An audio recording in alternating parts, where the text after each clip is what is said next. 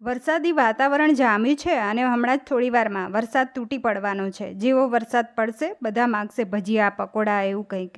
એવી તૈયારીઓ તો હોય નહીં, તો કંઈક એવું બનાવીએ જે માત્ર 10 જ મિનિટમાં બની જશે અને વરસાદમાં બધાને મોજ પડી જશે। 1 ટીસ્પૂન આખા મરી, 1.25 ટેબલ સ્પૂન આખા ધાણા દરદરા વાટ્યા। હવે 5-6 કળી લસણ, 1 તીખું લીલું મરચું, ટુકડો આદું વાટી લેવાનું છે।